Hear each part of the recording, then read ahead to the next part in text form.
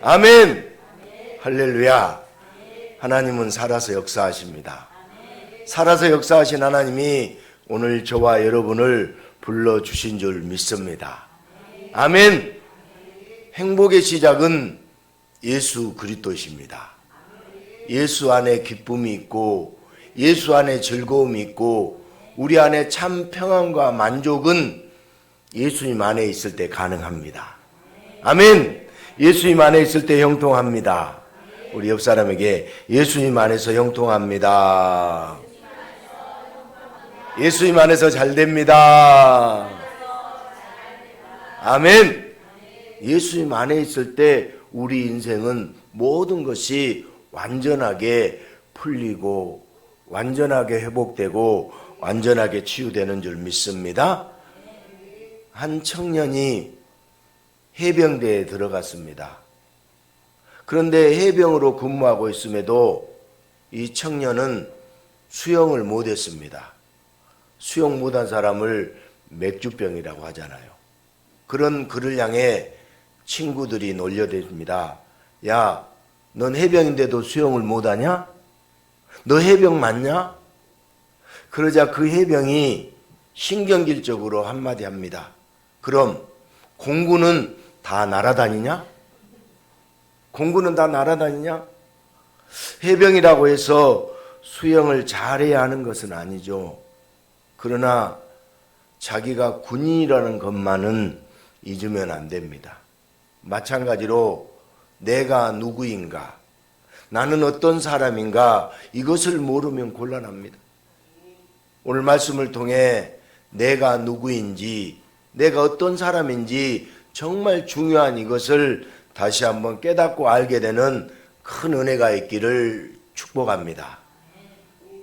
아침에 일어나서 가장 먼저 무슨 일을 하시나요? 보통 사람들이 아침에 일어나서 가장 먼저 하는 일 중에 하나는 거울 앞에서 자기 모습을 보는 것입니다. 거울을 보는 것입니다. 거울을 보면서 자기의 모습을 가다듬습니다. 누구나 자신을 돋보이게 하고 싶어하고 늘 깨끗한 면을 보여주고 싶어합니다. 자신을 훌륭하고 좋은 사람, 대단한 사람으로 보여주고 싶습니다. 실제로 자기 처지가 별 볼 일 없다 하더라도 매일 거울을 보면서 자신이 소중하다는 것을 상기시키며 자존감을 높입니다. 사람들은 자기의 자존감, 이름하여 자기의 존중감이 높아야 한다고 생각합니다. 자존감이 높아야 됩니다. 그러나 현대사회의 실상은 줄 세우기 교육 환경 탓에 어려서부터 스스로를 숫자로 판단합니다. 학생 때는 몇 등인가로 사람을 판단하다가 청소년기를 지나서 사회로 나가게 되면 어느 대학 출신인가가 중요하고 토익 점수는 몇 점인가, 어떤 회사에서 어떤 직종에서 일하고 있는가 등등 자신에게 매겨진 숫자로 판단받게 되고 스스로도 그 숫자를 마지못해서 받아들이게 됩니다. 그래서 현대인들은 더 많은 점수, 더 높은 숫자로 판단되어지기를 바라지만 극소수의 사람을 제외하고는 원하는 숫자가 아닌 낮은 숫자로 인해 깨진 자존감으로 살게 됩니다. 아니, 그 극소수조차도 숫자의 굴레를 벗어나지 못하고 숫자의 저주 속에서 숨막게 하는 것이 현대사회의 슬픈 현실입니다. 소크라테스는 너 자신을 알라 이렇게 얘기했잖아요. 이 말은 주제 파악하고 살라는 뼈아픈 말로만 들립니다. 오늘 둘째 아들 탕자는 아버지의 귀중한 돈을 먼 나라에서 도박으로 창녀와 함께 다 말아먹은 자입니다. 그는 더럽고 추악한 자로서 유산을 내어준 아버지에게 더 이상 아들이 될 수 없고 조금도 당당할 수 없습니다. 둘째 아들은 심한 흉년을 살기 위해서 돼지를 치는 품꾼이 되었습니다. 종이라고 해서 다 같은 종이 아니에요. 종도 등급이 있습니다.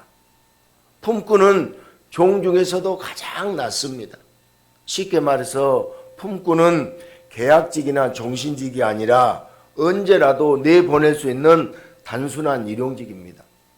둘째 아들은 부유한 아버지의 아들의 자리를 박차고 나왔잖아요.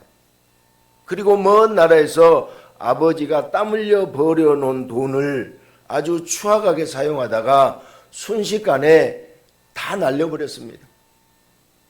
그리고 이제 벌을 받는 것인지 돼지를 치는 품꾼이 되어 제대로 먹지도 못하고 제대로 씻지도 못하는 더럽고 추악한 인간이 되어버렸습니다. 더 이상 부유한 아버지의 아들이 아닙니다. 그가 원하던 환상은 이미 깨지고 먼 나라에서 품꾼이 되어 귀한 아들이었던 자존감도 다 산산이 깨지면서 하루하루 더러운 인생, 바닥의 인생을 꾸역꾸역 살아가고 있습니다. 다른 사람이 보기에도 스스로 자신을 생각해도 둘째 아들은 전혀 귀한 존재가 아닙니다. 쓰레기 같은 존재일 뿐입니다. 둘째 아들은 어쩌다가 이렇게 되었을까요? 참으로 안타깝습니다. 오늘 본문의 둘째 아들처럼 자기를 비관하는 쓰리고 아픈 마음 없이 모든 사람이 자기 자신을 사랑하고 존중하는 자존감이 가득하면 얼마나 좋을까요? 처음 하나님의 형상을 입은 에덴 동산의 인간은 자기를 사랑하고 자기를 존중하는 자존감으로 충만했습니다. 하나님께서 온 세상을 완벽하게 창조하시고 마지막 창조의 절정으로 인간을 창조하시되 하나님의 사랑하는 자녀로 창조하셨기 때문에 언제나 인간은 자기 안에 하나님의 형상을 기뻐하고 자랑스러워했습니다. 자신을 사랑할 뿐만 아니라 다른 사람도 다른 피조물도 사랑하며 돌보았습니다. 그러나 인간은 어느 순간부터 피조물이라는 이치가 신경 쓰이기 시작했습니다. 한낱 피조물인 것에 부끄러워하며 하나님의 형상과 하나님의 자녀됨은 서서히 잊어버렸습니다. 그리고 하나님과 같은 자리로 올라서야만 자존감을 회복할 수 있으리라 착각하면서 인간은 타락하기 시작했습니다. 그러나 타락하면서 오히려 인간의 자존감을 상실했고 자신이 누구인지 잊어버린 채 남을 누르고 남을 짓밟고 서야만 자기 자존감이 높아진다는 오해 속에 사람들은 살아갔습니다.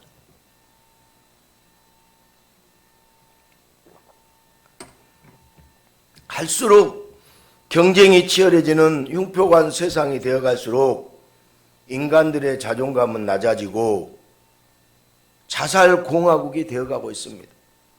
타락한 인간은 자존심을 세우며 살아가지만 남을 짓눌러도 회복되지 않는 자존감은 인간을 자살하는 미련한 존재로 한없이 떨어뜨리기만 합니다. 둘째 아들이 자살을 생각할 만큼 모든 것을 잃고 낙담하며 참담한 마음으로 하루하루를 구차하고 더럽게 살아갈 때 예수님은 둘째 아들에게 찾아오셨습니다. 탕자에게 누가 찾아오셨다고요? 예수님이 찾아오셨습니다. 예수님은 탕자에게 큰 깨달음을 주고 싶어 하십니다. 바로 둘째 아들, 자기가 어떤 존재인지를 알게 해주십니다. 탕자는 큰 목장을 소유한 부유하고 사랑이 많은 아버지의 둘째 아들이었습니다. 그렇지만 지금은 종보다 못한 삶을 살고 있습니다. 왜 이렇게 되었을까? 나는 이렇게 왜 못난 인간인가? 이제 나는 아들로서 아무 자격이 없구나. 이제 나는 아들로서 얼굴을 들 수가 없구나. 둘째 아들은 모든 걸 다 잃어버리고 모든 것이 다 망하고 나서 드디어 자기 자신을 뒤돌아봅니다. 아버지를 떠올리며 내가 누구인지를 다시 생각합니다. 아버지의 아들로 살면서 돈에 눈이 멀어서 아버지의 품 안을 답답하게 생각했고 아들의 위치에 살면서도 자신이 얼마나 오만하고 더럽게 살았는지 이제 서서히 깨닫고 알게 하십니다. 지금 모든 것을 잃고 돼지들과 살고 있는 것보다 아버지의 아들이었을 때의 자기의 못난 모습으로 인하여 심히 가슴 아파하고 있습니다. 이제 아들로서 돌아갈 자격이 없습니다. 그는 아버지에게 말하고 싶습니다. 품꾼을 하나로 보아달라고. 품꾼을 하나로 보아달라고. 아들이 아닌 품꾼, 높은 위치가 아닌 종 중에서도 가장 낮은 품꾼이 되기를 이 탕자는 원하고 있습니다. 둘째 아들 스스로 철이 들어서 그렇게 생각하는 것이 아닙니다. 예수님께서 그렇게 생각하도록 역사하셨습니다. 나를 품꾼을 하나로 보소서. 나를 품꾼을 하나로 보소서. 이 말은 나는 아들로서 자격이 없습니다. 나는 부족한 자입니다. 나는 연약한 자입니다. 이런 고백인 것입니다. 비로소 둘째 아들은 아버지 앞에, 예수님 앞에 자신의 존재를 깨닫기 시작합니다. 이것이 예수님의 치유예요. 여러분, 우리 자신이 누구인가를 빨리 깨달아야 돼요. 여전히 내가 잘났고 내가 모든 걸 할 수 있다면 착각입니다. 나는 무능하고 나는 무익하고 나는 죄인이라는 것을 고백할 수 있어야 돼요. 그때부터 예수님의 치유가 시작됩니다. 인간은 성공을 통해서 삶의 지혜를 얻지 못합니다. 역설적이게도 인간은 실패를 통해서 삶의 지혜를 얻습니다. 신은 실패하지 않아도 지혜를 갖고 있지만 인간은 실패하지 않으면 도무지 지혜를 얻을 수 없습니다. 만약 실패했다고 다 버려야 하고 실패했다고 다 추악하고 더러운 인생을 살아야 한다면 인간의 삶은 너무나 비참해집니다. 그러나 예수님은 인간의 실패를 잘 아십니다. 인간이 실패하면 예수님은 치유하여 주시고 다시 일어나도록 힘을 주시는 분입니다. 예수님은 실패를 통해서 인간의 자존감을 뭉개시는 분이 아니라 그 실패 속에서 자기가 누구인지 어떤 존재인지를 알도록 하시고 예수님의 치유 속에 무너진 자존감을 회복시켜 주십니다. 더러워졌을 때 오히려 깨끗하게 만드신 분, 그분이 바로 예수님이에요. 할렐루야. 인간은 실패한 자들에게 같이 안타까워해주고 위로의 말은 해줄 수 있습니다. 그러나 그 인생을 다시 깨끗하게 회복시키고 무너진 자존감을 다시 일으켜 세워주지는 못하는 것이 인간이에요. 오직 인간의 실패를 하시는 전능하신 예수님만이 모든 인생을 회복시키시고 자존감을 일으켜 세워줄 수 있습니다. 예수님은 인간을 세워줄 수 있습니다. 예수님은 인간의 실패 속에서 인간이 잃어버린 하나님의 자녀의 지위를 되찾아 주기를 원하십니다. 그래서 예수님은 실패의 올가미 속에서 발버둥 치는 인간들에게 친히 찾아오셨지만 인간들은 더러워진 자기 모습, 이미 자존감이 무너진 자기 모습은 조금도 보지 못하고 겉으로 초라해 보이는 예수님의 인생을 보며 실패한 자에게서 받을 도움이 어디 있겠느냐고 예수님을 무시하고 예수님을 배척해버립니다. 예수님이 모든 사람들을 위해서 십자가에 못 박히시는 그때도 십자가에서 내려와 보라고 반전을 일으켜 보라고 예수님을 조롱하기만 할 뿐 예수님의 치유를 받아들이지 않았습니다. 자기는 깨끗하다고 자존감이 높다고 심각하게 착각하면서 자신이 어떠한지 자신이 어떤 존재인지 전혀 깨닫지 못하고서 예수님의 치유 사역을 전혀 받아들이지 못합니다. 높은 보좌의 예수님이 더러운 실패의 자리에 기꺼이 찾아오셨건만 사람들은 예수님을 십자가에서 실패로 끝난 무능한 존재로 생각하며 예수님이 줄 수 있는 것은 실패뿐이기 때문에 예수님을 믿지 않겠다고 고개만 흔들 뿐입니다. 예수님은 인간에게 스스로 존재를 정확하게 보게 하십니다. 오늘 이 시간에 저와 여러분도 자기 자신을 정확하게 볼 수 있도록 만들어 주신 줄 믿습니다. 예수님이 제자들을 찾으시려 물고기 잡는 베드로에게 가셨습니다. 베드로는 밤새도록 그물질했지만 물고기를 잡지 못한 베드로 일행에게 예수님은 말씀하시기를 깊은 곳에 그물을 던지라고 하셨습니다. 어디다 그물을 던지라고요? 깊은 곳에 그물을 던지라고 하셨습니다. 물고기 잡는 일의 전문가들에게 갑자기 한 젊은 예수가 뜬금없는 말을 했지만 그대로 행했을 때 그물이 찢어지고 배가 잠길 만큼의 엄청난 고기를 잡습니다. 그때 베드로가 고백합니다. 누가복음 5장 8절 같이 읽습니다. 시몬 베드로가 이를 보고 예수의 무릎 아래에 엎드려 이르되 아멘. 예수의 무릎 앞에 엎드려 이르되 주여 나를 떠나소서 나는 죄인이로소이다. 왜 물고기를 많이 잡아서 기분 좋은 순간에 나는 죄인입니다 하고 이상한 고백을 하는 걸까요? 예수님은 구원할 자에게 자신이 누구인지, 자신이 어떤 존재인지를 먼저 알게 하시고 그리고 놀라운 치유 역사로 이끌어 주십니다. 예수님은 바리새인과 세리의 기도를 비교하면서 또 말씀했어요. 누가복음 18장 10절부터 14절 두 사람이 기도하러 성전에 올라가니 하나는 바리새인이요 하나는 세리라. 바리새인은 서서 따로 기도하여 이르되 하나님이여 나는 다른 사람들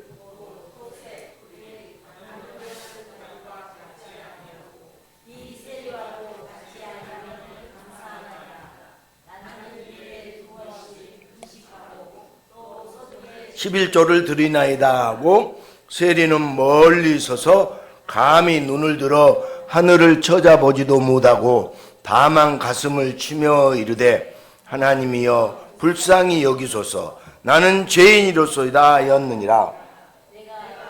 이르노니 이제 저 바리새인이 아니고 이 사람이 의롭다 하심을 받고 그의 집으로 내려갔느니라. 무릇 자기를 높이는 자는 낮아지고 자기를 낮추는 자는 높아지리라 하시니라. 아멘. 예수님은 바리새인의 기도가 아닌 세리의 기도가 응답받고 의롭게 된다고 말씀하십니다. 누가 높은 자인지 누가 낮은 자인지를, 누가 깨끗하고 누가 더러운지를 정확하게 말씀하십니다. 단지 겸손, 겸양 따위를 말씀하시는 것이 아닙니다. 예수님은 하나님을 떠났기에 늘 만날 수밖에 없는 실패 속에 사는 인간의 존재를 정확하게 보게 하십니다. 둘째 아들처럼 이제 자녀보다 못한 존재, 품꾼처럼 천한 존재라는 그 사실을 보게 하신 것이에요. 그동안 예수님의 은혜로 살아왔지 자신의 힘과 능력으로 살아온 것이 아니라는 사실을 깊이 깨닫게 해주십니다. 예수님은 내가 누구인지, 내가 어떤 자인지를 먼저 깨닫게 하십니다. 더러운 자에서 깨끗한 자로, 자존감을 상실한 자에서 자녀의 자존감을 회복하는 자로 치유해 주시는 분이 예수님이세요. 치유는 내가 얼마나 하찮고 별 볼 일 없는 존재라는 것을 알아야 치유가 됩니다. 아들이라는 헛된 허세와 환락과 타락으로 살아가면 가장 더러운 존재가 됩니다. 그런 자들은 예수님의 품 안을 답답하게 생각합니다. 예수님의 부유함을 천하게 생각하고 예수님의 인자하심을 조롱합니다. 그리고 잘 되면 잘난 내 탓이고 안 되면 조상 탓하고 주변 탓하고 예수님 탓하고 모든 것이 불평과 불만입니다. 그러나 자신이 품꾼과 같은 존재라는 더럽고 추악한 죄인이라는 그 사실을 알게 되면 예수님의 치유를 받게 되고 자신의 모든 것에 만족하는 인생을 살게 됩니다. 내가 누구인가 하는 것은 치유 과정 중에서 가장 중요한 고백이에요. 제가 여러분에게 한번 질문해 보겠습니다. 내가 누구입니까? 내가 누구입니까? 여러분, 내가 누구인가 하는 고백은 치유 과정 중에서 가장 중요한 고백이에요. 둘째 아들이 홀로 품꾼이라고 고백할 때는 자괴감으로 고백을 하지만 예수님이 찾아오셔서 둘째 아들에게 품꾼이라는 사실을 보게 하고 고백하게 할 때는 자괴감이 사라지고 자존감이 높아지면서 치유가 시작됩니다. 인간은 스스로는 치유할 수 없습니다. 예수님의 치유가 아니면 어떤 인간도 자기 존재가 더럽다는 사실을 몰라요. 나는 죄인입니다. 나는 더럽습니다. 나는 추악합니다. 이 고백이 나와야 돼요. 자신이 어떤 존재인지를 사람들은 도무지 알 수 없습니다. 예수님의 치유는 인생의 실패 가운데서 자기를 높이지 않게 하시고 예수님 없이는 아무것도 할 수 없는 존재라는 사실을 내가 누구인지를 알게 하십니다. 인간은 저마다 자기는 깨끗하고 자기는 자존감이 높다고 생각합니다. 그러나 아들의 지위를 망각하고 하나님과 같아져야 자존감이 회복된다고 착각하며 그렇게 타락한 모든 인간은 오히려 하나님을 떠나서 완전히 자존감을 상실했습니다. 오직 알량한 자존심만 남아있습니다. 둘째 아들처럼 연속되는 실패의 삶 속에서 벗어나지 못하고 자괴감에 빠져 힘없이 지옥으로 질질 끌려가는 안타까운 삶을 살아갑니다.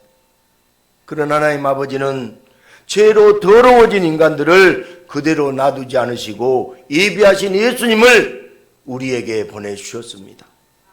둘째 아들처럼 모든 것을 다 잃어버리고 자기 더러움으로 괴로워서 답답해하며 더 이상 인생을 살아갈 어떤 용기도 없을 때 예수님은 찾아오셔서 품꾼이라는 사실을 알게 하시고 예수를 만나는 지금이 인생에서 가장 깨끗한 때라고 부드럽게 알려주시고 자비롭고 풍요로운 하나님 아버지께 돌아가도록 예수님의 품 안에 안아주십니다.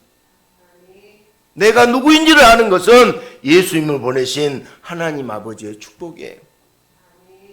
예수님을 보내주셔서 치유의 역사를 진행하시는 하나님 아버지의 은혜와 사랑이 지금도 우리의 더러움을 충분히 씻기고도 남을 만큼 충만하게 흘러넘치고 있습니다.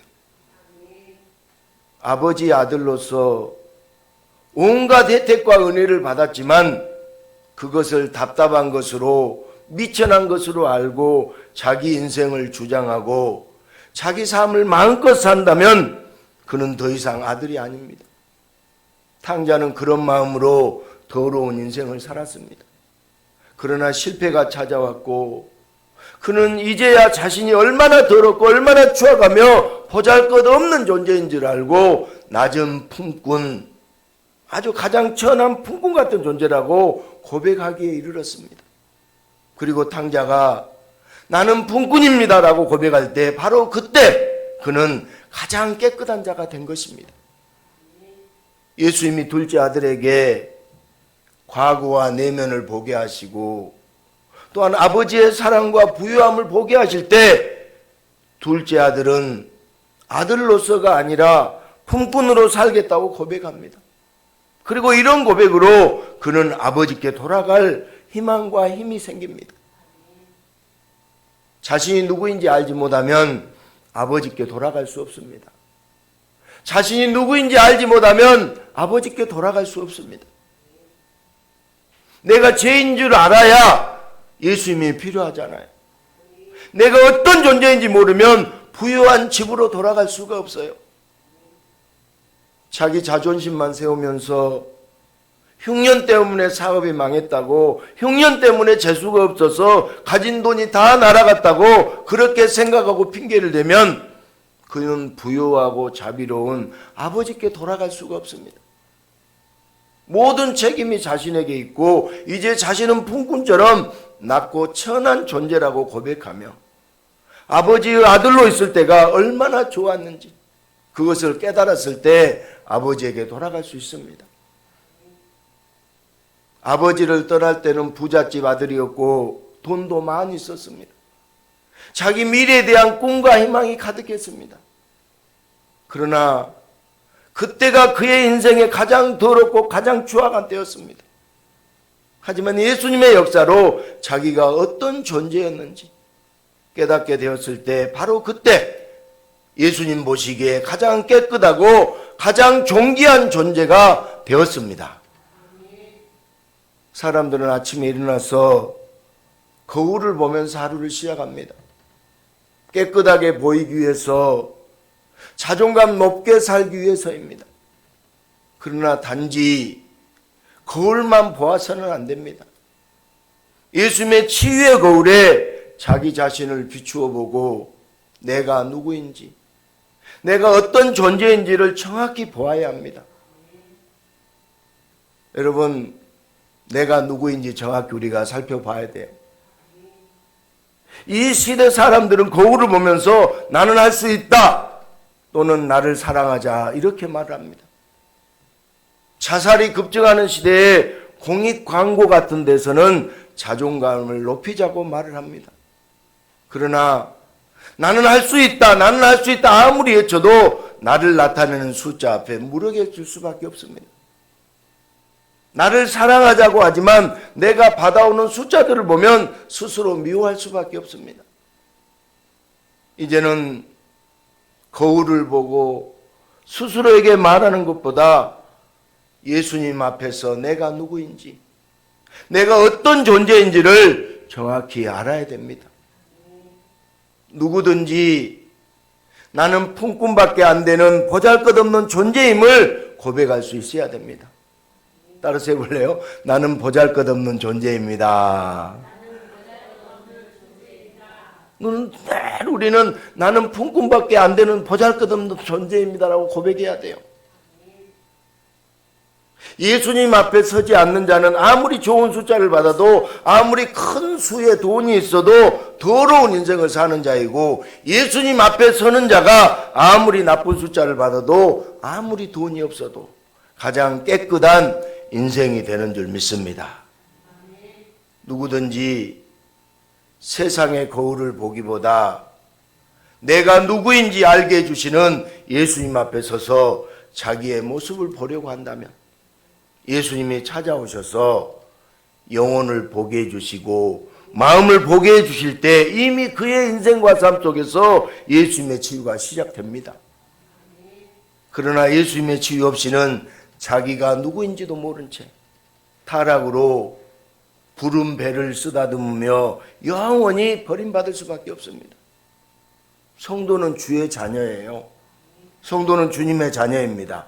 분명히 주님의 아들이요 주님의 딸입니다. 그러나 여기에서 멈추면 온전한 성도가 아니에요. 탕자는 부잣집 아들이었지만 시골에서 소나 양을 키우는 냄새나는 아버지를 싫어했어요. 부잣집 아들로 대우받았지만 총구석 목장에서 자기 삶을 허비한다고 한탄한 사람이었습니다. 그리고 탄식했습니다. 자비롭고 훌륭한 아버지의 아들이라는 사실을 천하고 낮은 것으로 여겼기에 그는 먼 나라 환락의 도시로 빨리 떠나고 싶어 했습니다. 그래서 유산을 받아 먼 나라로 갔지만 완전히 망해버렸습니다. 그리고 아들의 위치에서 품꾼의 위치로 내려갔습니다. 그렇지만 품꾼이라는 위치에서 놀라운 치유의 역사가 일어났습니다. 자기가 아들이라고 생각할 때 그는 더러운 자였으며 자존감이 깨진 자였지만 오히려 품꾼이라고 생각할 때 예수님은 그를 깨끗하게 해주셨고 그의 자존감을 회복시켜 주셨습니다. 성도는 자기가 자녀이기 때문에 누려왔던 많은 것을 당연하게 생각해서는 절대 안 됩니다. 내가 누구인지, 내가 어떤 상황인지, 어떤 존재인지 정확하게 아는 자가 성도예요. 내가 자녀니까 유산 달라고 복 달라고 청구서 내미는 것이 아니라 저는 자녀의 자격이 없습니다. 품꾼과 같이 보아달라고 예수님 앞에 고백하는 자가 바로 성도예요. 지난 인생을 뒤돌아보며 불평, 불만, 원망이 쌓이는 자가 있고 감사와 감격이 쌓이는 자도 있습니다. 인생의 좋은 일을 대할 때 자기 자랑하기 바쁜 자가 있고 모든 것이 주님의 은혜라고 고백하는 사람도 있습니다. 성도는 어떤 사람입니까? 어떤 자를 성도라고 부르시며 치유하고 회복하시길 원하시는지 예수님은 바리새인과 세리의 기도를 통해 성도들에게 대답하고 계십니다. 나는 누구입니까? 나는 누구입니까? 이것을 아는 것은 내면과 영혼을 치유하는 데 있어서 매우 중요합니다. 건강한 영혼과 건강한 정신, 건강한 육체를 원한다면 먼저 자기 자신이 누구인지 알아야 됩니다. 오늘 둘째 아들은 아버지가 살아계시지만 자신은 품꾼이라고 고백합니다. 이것이 예수님의 은혜입니다. 아들로서 행복하게 살지 못하면 먼 나라로 떠납니다. 그리고는 모든 걸 다 잃게 됩니다. 아버지는 아들이 성공해서 돈을 부풀려서 올 것이라고 그렇게 생각했을까요? 다 실패할 것을 알고 있음에도 많은 재산을 둘째 아들에게 주었습니다. 귀중한 돈을 다 주어서라도 아들을 살리고 치유하고 싶은 것이 아버지의 마음이었기 때문입니다. 그리고 이것이 우리 예수님의 마음이에요.